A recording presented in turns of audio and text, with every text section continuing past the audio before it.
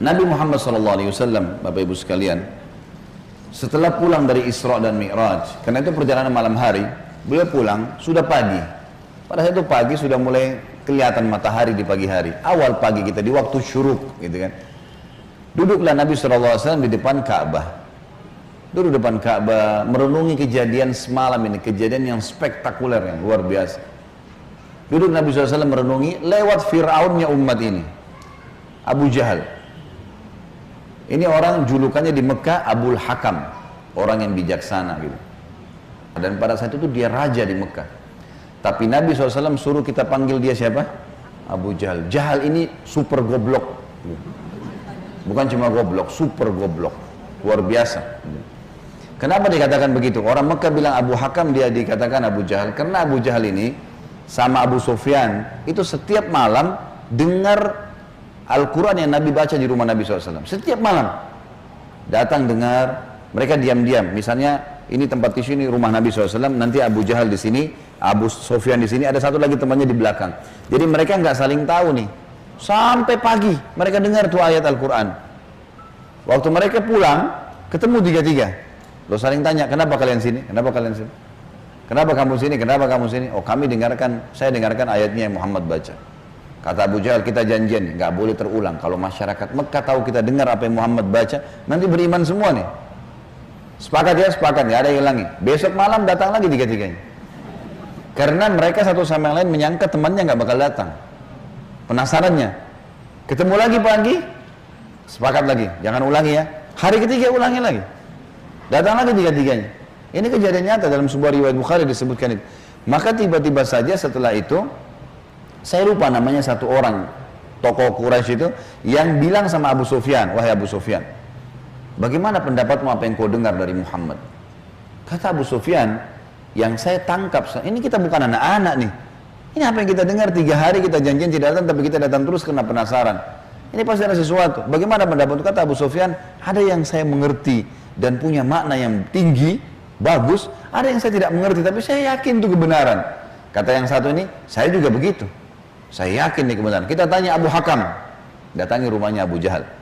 Wahai Abu Hakam, apa pendapatmu yang kau dengar 3 hari dari Muhammad? Apa Abu Jahal bilang apa? Demi Allah, kan orang Mekah pakai kata demi Allah. Mereka tahu, mereka ikuti ajaran Nabi Ibrahim AS. Cuma mereka musyrik. Mereka datangkan berhala, dijadikan perantara dengan Allah. Allah nggak mau tuh, gitu kan? Maka dia bilang, demi Allah saya tahu Muhammad benar. Kata dia. Loh, kata Abu Sufyan, lalu kenapa kau tidak beriman? Kamu raja kami, kalau kau beriman, ini satu Mekah beriman semua nih.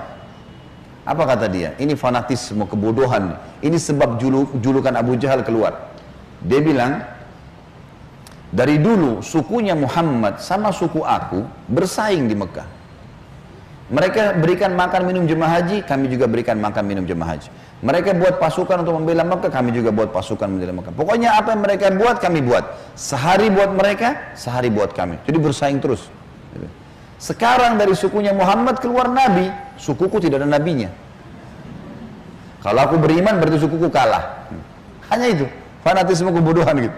Dia bilang, maka itu saya tidak akan beriman sama Muhammad. Gara-gara perkataan dia itu, Abu Sufyan dan ini juga ikut-ikutan nih. Satu Mekah semua nggak mau. Tentu Abu Sufyan nanti akhirnya masuk Islam setelah masuk kota Mekah. Tapi pada saat itu tidak mau juga. Baiklah. Ini sebab julukan keluar Abu Jahal.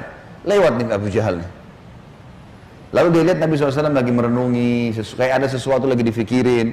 Dia bilang, wahai Muhammad, kalau bahasa kita ginilah, bahasa sederhana riwayat itu, kenapa kau melongo-longo seperti ini? Kok kamu kayak orang bingung, ada apa? Nabi SAW dengan polosnya ceritain, semalam, ini yang diceritain kepada Abu Jahal nih. Ini yang paling benci sama Islam. Kata Nabi SAW, semalam datang kepada saya malaikat bernama Jibril. Jibril datang membawa borak. Borak itu kuda bersayap. Ini kuda bersayap sampai hari kiamat. Tidak ada nih kalau di kehidupan kita. Zaman itu. Sekarang saja orang tidak percaya kalau ada kuda bersayap gitu kan. Apalagi zaman kuda bersayap. Terbang. Saya naik di atasnya terbang. Dimanapun matanya lihat sebuah tempat, kakinya sudah di sana. Lalu saya tiba di Palestina. Turun di Masjid Aqsa, saya sholat. Saya imami para nabi-nabi. Nabi-nabi ini 120.000 orang. Bagaimana bisa? Allahu a'lam. Nabi sampaikan, saya imam. Lalu kemudian saya naik di atas burak, saya mi'raj ke langit. Di langit pertama ketemu dengan Adam, langit kedua ketemu dengan Nabi yang bersaudara sepupu, Isa dan Yahya. Langit ketiga ketemu dengan Idris, langit keempat ketemu dengan Yusuf, langit kelima ketemu dengan Harun, keenam Musa, ketujuh Ibrahim alaihissalam. Tentu kisah Isra Mi'raj panjang ya, karena perjalanan antara Mekah ke Palestina itu selama perjalanan Nabi SAW diperlihatkan tentang jenis-jenis azab kubur. Saya nggak ceritain di sini. Yang jelas Nabi SAW ceritain semua tuh, apapun yang terjadi. Saya ringkaskan saja. Kemudian waktu Mi'raj ke langit, Nabi SAW ketemu dengan Nabi-Nabi, lalu ngobrol. Sempat ngobrol sama Adam, ngobrol sama Yahya dan Isa, ngobrol sama Yusuf, sama Idris, sama Harun, sama Musa, sama Ibrahim alaihissalam. Tapi yang masyhur riwayat adalah Nabi SAW banyak berbicara dengan Musa. Pada saat menerima waktu 50 waktu sholat, beliau turun di langit ke-7, Ibrahim tidak ngomong, langit ke-6 Musa tahan. Lalu bertanya, berapa yang diperintahkan umatmu hai Muhammad? Berapa yang Allah perintahkan? Kata Nabi SAW, 50 waktu sholat. Minta keringanan, umatmu tidak bisa. Lalu kemudian Nabi SAW kembali, minta diringankan 5, jadi sisa 45. Ditahan lagi sama Musa. Musa berkata, berapa hai Muhammad? Kata Nabi SAW, 45. Masih berat, minta ringankan. Terus saja Musa AS menahan Nabi SAW 5 sampai sisa 5 nih. Yang kayak kita kerjain sekarang. Itu pun Musa masih bilang, minta keringanan. Bayangkan Bapak Ibu sekarang kalau 50 waktu sholat, per 15 menit azan. Siap nggak? Ini aja 5 waktu sholat sudah ngos-ngosan gitu. Safnya, kadang-kadang sholatnya cuma imam sama muazzinnya saja gitu. Yang jelas Nabi Musa AS seperti itulah kisahnya. Sampai sisa 5 lalu Nabi SAW mengatakan, saya sudah malu dengan Tuhanku. Bolak-balik terus gitu kan. Maka terdengar suara dari langit, Allah berfirman, hai Muhammad, dia 5 waktu sholat tapi pahalanya 50 waktu sholat. Karena setiap umat Muhammad SAW kalau berbuat satu kebaikan dilipat gandakan 10 kali lipat. Ringkas cerita adalah, Nabi SAW mengatakan, saya balik ke Mekah, saya balik ke Palestina, lalu balik ke Mekah. Tentu kisah ini cuma pendek yang saya sampaikan. Kisahnya ini mungkin 10-20 kali lipat lebih panjang daripada ini, karena panjang lebar. Yang jelas, Abu Jahal waktu dengar itu, melongo, diam, langsung dia katakan, waktu sudah selesai, hai Muhammad, kau menempuh perjalanan Mekah Palestina yang kami tempuh dengan kecepatan kuda terbaik kami sebulan, pulang juga sebulan, 2 bulan, dalam 1 malam. Kata Nabi SAW dengan penuh keyakinan, iya. Abu Jahal dengan semangat mengatakan, hai Muhammad, kau mau ceritain enggak ke orang Mekah kalau saya kumpulin mereka? Kata Nabi SAW, iya. Nah, emang mesti diceritain kan? Bagi Abu Jahal ini gila nih, nggak masuk di akal udah. Kuda terbang, bersayap, pergi ke Palestina perjalanan sebulan. Sama kalau kita sekarang di masjid ini ada yang bilang, tadi Bapak Ibu sekalian saya jam 8 pagi take off dari Jakarta ke Jeddah, sekarang sudah tiba lagi dari Jeddah. Percaya nggak kira-kira? 9 jam pergi, 9 jam pulang. Ada pesawat loh ya. Bagaimana zaman dulu? Sebulan pergi, 9 bulan, 1 malam, bayangkan. Dan ini juga sebuah pelajaran Bapak Ibu sekalian, tidak gampang menjadi sahabat Nabi. Bapak Ibu harus bersyukur, saya sangat bersyukur kita lahir sekarang. Betul sahabat punya fadilah, tapi kalau kita hidup zaman dulu kita bisa seperti Abu Jahal. Susah jadi seperti Abu Bakar tuh, nggak gampang. Ada orang di kampung padang pasir buta huruf ngaku Nabi. Coba, beriman nggak kira-kira? Kita sekarang sudah lahir, orang tua kita sudah muslim, Quran sudah lengkap, masjid banyak, banyak dai-dai bisa nyampein dalam bahasa kita. Kalau zaman dulu, berat sekali itu. Baiklah. Abu Jahal bilang, wahai Muhammad, kau mau ceritain? Kata Nabi SAW, iya. Dipegang tangan Nabi SAW oleh Abu Jahal, dibawa ke sebuah bukit namanya Bukit Abi Kubais. Bukit ini Bapak Ibu sekalian, dulu di zaman itu ada di sebelahnya Safa dan Marwah. Ini khusus untuk iklan saja. Orang naik ke atasnya, dan yang boleh naik cuma budak. Ada satu budak ditugasin, dia cuma dia. Yang lain nggak boleh naik. Kalau naik dipenggal nih, nggak boleh. Ini khusus berita penting. Seperti kalau ada yang mau serang Mekah, atau ada kepala suku yang mati, ada anak kepala suku yang lahir, seperti itulah. Abu Jahal naik ke atas Bukit Abi Kubais bersama Nabi SAW. Waktu orang-orang lihat ada 2 orang. Pertama kali dalam sejarah Mekah, Bukit Abi Kubais dinaiki oleh 2 orang, dan mereka kaget di atasnya raja mereka Abu Jahal, dan yang satu adalah Nabi Muhammad SAW, orang terpercayanya Mekah. Ini ada apa nih? Maka orang-orang kafir kumpul karena Abu Jahal, orang-orang beriman kumpul karena Nabi Muhammad SAW. Waktu mereka sudah kumpul, Abu Jahal bilang, wahai masyarakat Mekah, dengarkan baik-baik apa yang Muhammad mau sampaikan. Ini kalau Abu Jahal niatnya baik, mau nyampein dakwah, luar biasa pahalanya kalau dia masuk Islam. Masalahnya tidak, dia mau mempermalukan Nabi SAW. Niatnya itu. Maka dia bilang, silakan hai Muhammad. Nabi SAW ceritakan dengan polosnya. Datang Jibril, borak, kuda terbang, Palestina, sholat, dan sampai selesai. Lengkap, panjang lebar. Allahu alam berapa jam waktu itu. Biarlah disampaikan. Sampai selesai semua, apa yang terjadi? Orang-orang Mekah yang kafir, Bapak Ibu sekalian, bertambah kufur. Ini Muhammad gila nih. Mekah, Palestina, pulang pergi 2 bulan, 1 malam. 1 malam, dan ini bukan 1 malam, setengah malam malah, gitu kan. Pulang pergi. Ini nggak masuk di akal. Ini baru kesana saja nggak percaya. Apalagi naik ke langit, ketemu, ya udah panjang ceritanya. Belum lagi cerita tentang surga dan neraka, diperlihatkan adab-adab kubur. Tapi ya sudah. Waktu itu yang sudah beriman pun di kalangan sahabat, benar nggak ya? Tapi ini Nabi, nggak mungkin salah. Mereka sempat bimbang. Abu Jahal turun dari bukit Abi Qubais sambil ketawa, senyum. Sambil dia ngomong, ada sahabat rupanya yang ikutin. Tahu nih Abu Jahal tadi yang ajak Nabi nih, diikutin. Dia bilang, sekarang agamanya Muhammad sudah habis. Dia pergi ke Darun Nadwa, tempat kumpulnya orang-orang Quraisy, lalu dia teriak. Dia bilang, hai Quraisy, berita gembira. Apa itu Abu Hakam? Agamanya Muhammad sudah habis. Udah nggak ada lagi agamanya. Kata mereka, memang kenapa? Apa kata Abu Jahal? Muhammad mengarang cerita dusta. Katanya begini. Abu Jahal ini tidak sadar sedang nyebarin berita apa? Isra dan Mi'raj. Dia lengkap, dia sampaikan ke orang semua nih. Datang malaikat namanya Jibril, datang burak, terbang ini, semua lengkap. Adab-adab kuburnya disebutin sama dia. Semua lengkap disebarin. Lalu orang-orang Quraisy diam semua. Mau bilang apa nih rajanya, dan mereka juga memang masih belum beriman kepada Nabi SAW. Lalu kata Abu Jahal, ada satu orang. Satu orang ini, kalau kalian berhasil menggoyahkan keyakinannya, habis benar agamanya Muhammad. Kata mereka, siapa itu? Kata Abu Jahal, Abu Bakar. Cari Abu Bakar. Abu Bakar ini Bapak Ibu sekalian, cirinya beliau radhiyallahu anhu, itu badannya kurus. Ya. Saking kurusnya kalau pakai sarung melorot terus. Nah iya, radhiyallahu anhu.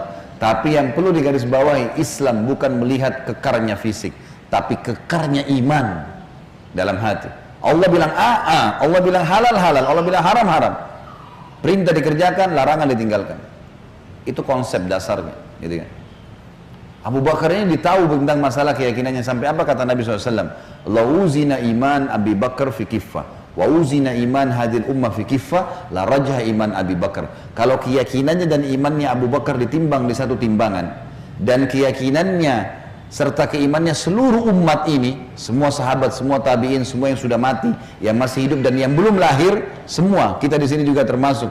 Ditimbang iman kita semua dibandingkan Abu Bakar, yang satu timbangan pasti lebih berat keyakinannya Abu Bakar.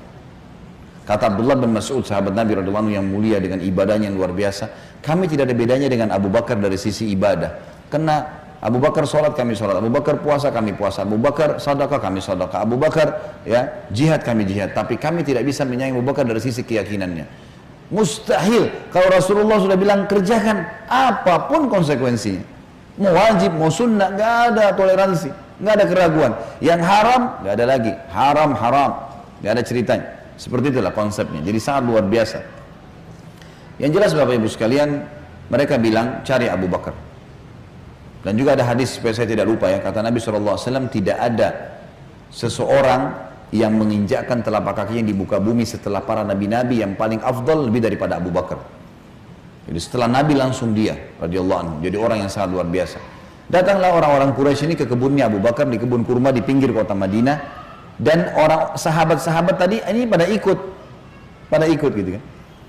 Sampai di kebunnya Abu Bakar, Abu Jahal teriak-teriak, wahai Abu Bakar, keluarlah. Abu Bakar keluar. Abu Bakar keluar. Kaget Abu Bakar. Belum pernah dalam sejarah hidupnya Abu Bakar itu tokoh-tokoh Quraisy, kepala-kepala suku datang ke kebunnya. Untuk apa? Dan belum pernah dalam sejarah Mekah orang beriman sama orang kafir jalan sama-sama. Maka Abu Bakar bilang, ada apa wahai Abu Jahal? Dia bilang, sahabat Muhammad gila. Masa dia cerita rekayasa bohong, cerita bohong begini. Abu Bakar ini belum dengar dari Nabi. Abu Jahal yang jelasin. Begini, panjang lebar sampai selesai. Sampai kembali lagi ke Mekah. Abu Bakar sudah tahu nih, Apa tujuannya Abu Jahal? Kalau dia mau beriman, dia sudah beriman kepada Nabi, tapi datang sini mau ngacoin nih. Kata Abu Bakar ada dua riwayat. Riwayat yang pertama, wahai Quraisy, bukan cuma Abu Jahal, wahai Quraisy, Muhammad mengaku turun wahyu dari langit ke rumahnya, dan saya percaya. Apa bedanya dengan dia kalau naik ke langit? Sama saja, tidak akan menggoyahkan saya. Riwayat yang kedua yang unik nih, dia mengatakan, wahai Quraisy, ketahuilah, kalau depan mata saya ada tembok warnanya putih, jelas putih. Muhammad bilang tidak Abu Bakar, itu hitam. Saya akan bohongkan mata saya dan saya bilang hitam. Ini luar biasa. Mau digoyahkan bagaimana nih? Tembok putih? Enggak, salah Abu Bakar. Oh iya, salah. Matanya salah. Bayangin tuh. Apa kira-kira bisa menggoyahkan keyakinan seperti ini? Luar biasa. Pokoknya Allah Rasulnya bilang selesai, nggak ada toleransi. Gitu. Sudah selesai, semua dikerjain. Biar seluruhnya benci. Tembok warna putih, Muhammad bilang hitam, saya bilang iya, mata saya salah, hitam berarti. Abu Jahal dan orang Quraisy diam. Ini nggak bisa lagi digoyahkan. Abu Bakar radhiyallahu anhu tahu ada masalah nih. Dia tanya orang sahabat-sahabat, di mana Rasulullah SAW? Kata mereka di Bukit Abi Kubais itu, dikerumuni orang. Abu Bakar ke sana. Pas tiba di sana dari jauh, Abu Bakar teriak, ya Rasulullah, suara keras sengaja. Orang waktu dengar orang teriak, semua bubar-bubar, kasih jalan. Seperti kalau di masjid ada yang teriak dari belakang, panggil saya, mungkin Bapak Ibu akan lihat ke arahnya. Suaranya keras, sengaja. Nabi SAW melihat yang datang, Abu Bakar senyum, udah tahu siapa yang datang. Ini tokohnya umat nih, luar biasa. Jadi dia bisa membalik Bapak Ibu sekalian Abu Bakar dengan hikmah Allah. Satu Mekah yang ragu tadi, yang kafir dan yang beriman pun, tentang Isra Mi'raj ini kembali semuanya percaya kalau itu terjadi. Dia bisa membalik itu dengan hikmah Allah. Ini kisahnya begitu. Abu Bakar lalu mengatakan, ya Rasulullah, dengan suara keras, Abu Jahal datang ke kebun saya dan berkata, kalau anda menceritakan begini, diceritain semua sambil jalan sambil ngobrol nih, sambil bicara. Jadi orang pada makin nyebar nih berita Isra Mi'raj. Ternyata Abu Bakar sudah dengar sampai selesai. Pas tiba naik di Bukit Abi Kubais sebelah Nabi SAW, Abu Bakar teriak dengan suara keras, benarkah ya Rasulullah? Ini pertanyaannya. Dan di sini Abu Bakar tadi di kebunnya ingin meredam kekufurannya orang-orang kafir. Sudah berhenti gara-gara tembok putih jadi hitam tadi. Kemudian dia sekarang ingin mengembalikan imannya para sahabat yang sudah kendor nih. Waktu Nabi SAW sudah dekat dengan beliau, lalu dia mengatakan, benar kayak Rasulullah? Kata Nabi SAW, benar wahai Abu Bakar. Abu Bakar teriak dengan suara keras, Anda pasti benar. Kalimat Anda pasti benar membuat sahabat semua, iya ya, ini Rasulullah. Kok nggak mungkin salah. Kembali iman mereka lagi semuanya, gitu kan? Lalu Abu Bakar ingin membuat satu Mekah yakin Isra Mi'raj. Apa yang dia lakukan? Dia bilang, ya Rasulullah, saya mau minta satu hal bisa? Kata Nabi SAW, silahkan Abu Bakar. Di sini di Mekah, satu Mekah, semua tahu Anda belum pernah ke Palestina. Belum pernah ke Palestina. Dan di Mekah ini ada tokoh-tokoh Quraisy, bukan orang biasa, kepala-kepala sukunya, yang selalu bolak-balik Palestina. Yang Allah sebutkan, rihlatas syita'i was saif. Musim dingin dan musim panas, rekreasi mereka itu ke Palestina dan ke Yaman. Tiap hari mereka menghafal tuh Palestina, pintu gerbangnya, jalannya, pasarnya, semua dikenal. Masjid Aqsa mereka tahu semuanya, bahkan mereka tahu warnanya segala. Apakah Anda bersedia ya Rasulullah kalau saya panggil mereka, Anda menceritakan apa yang Anda lihat di sana, pintu gerbangnya, jalannya, bentuk-bentuk rumahnya, apa saja? Kata Nabi SAW, tentu saja. Lalu Abu Bakar panggil orang-orang Quraisy, wahai tokoh-tokoh Quraisy, kumpullah, dipanggil semua, kumpullah. Datang Abu Jahal grup nih sama teman-temannya semua. Tiba di situ kata Abu Bakar, hai Quraisy, Muhammad akan menceritakan sesuatu pada kalian tentang Palestina. Kalian semua tahu Muhammad belum pernah ke Palestina. Kalian harus tahu kalau Muhammad menceritakan sesuatu tentang Palestina persis seperti apa yang kalian tahu, warna pintu gerbangnya, jalannya, rumah-rumahnya, pasarnya, Masjid Aqsanya, harus sportif mengatakan Muhammad benar. Kalau ada satu saja yang Muhammad ceritakan tidak sesuai dengan apa yang kalian tahu, kalian punya hak mendustakannya. Setuju? Setuju. Muhammad gak pernah lihat, gitu kan? Kalau zaman sekarang, Bapak Ibu sekalian, saya mau ceritakan Bapak Ibu Masjid Aqsa, sekarang bisa. Tinggal pakai foto satelit, keramik yang pecah pun saya bisa ceritain. Ini keramiknya ada yang pecah, yang kesekian dari tiang sini, bisa dilihat. Imamnya lagi sholat, bisa kelihatan. Zaman dulu bagaimana? Harus lihat dengan mata kepala, nggak mungkin tidak. Gitu. Kata Quraisy, baik kami setuju. Kata Abu Bakar, silakan ya Rasulullah. Dalam penutupan hadis Bukhari, kata Nabi SAW, Allah Azza wa Jal membukakan Palestina di depan mata saya. Seperti saya lagi lihat. Maka saya menceritakan mereka pintu gerbangnya, jalan-jalannya, pasar-pasarnya, semuanya. Bahkan saya bisa menghitungkan buat mereka tiangnya Masjid Aqsa. Gitu kan? Dan subhanallah, setiap kali Nabi SAW sebutkan tentang ciri Palestina dan Masjid Aqsa, orang-orang Quraisy dari tokoh-tokoh Quraisy mengatakan Muhammad benar, Muhammad benar, Muhammad benar. Terus, dan ini jumlahnya belasan orang nih. Tokoh-tokoh mereka mengatakan Muhammad benar, Muhammad benar. Pengakuan mereka sendiri.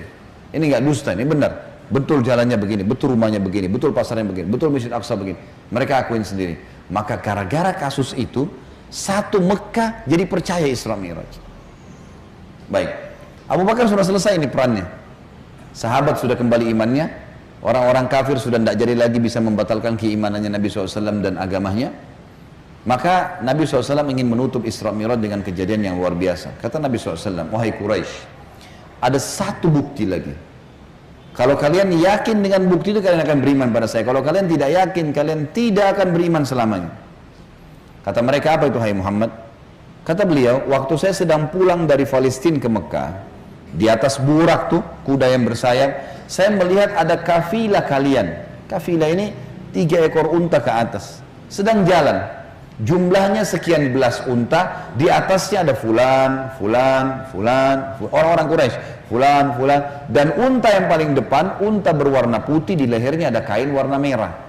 Di tengah-tengah lembah, mereka sempat kehilangan unta, dan saya lihat unta mereka. Lalu saya teriak, wahai Quraisy, unta kalian di lembah fulan.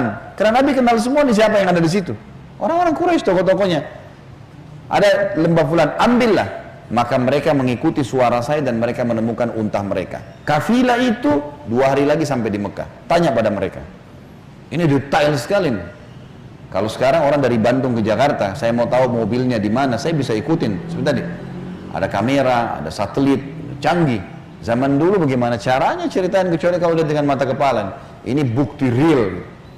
Setelah 2 hari Bapak Ibu sekalian, satu kota Mekah, perempuannya, laki-lakinya, orang tua, anak-anak yang kafir, yang beriman, semua kumpul di pintu gerbang Mekah, namanya pintu Bani Syaibah, suku Syaibah. Mereka kumpul semua, mereka nunggu nih, benar tidak nih kafilah nih? Ditunggu, ini sudah heboh satu Mekah nih.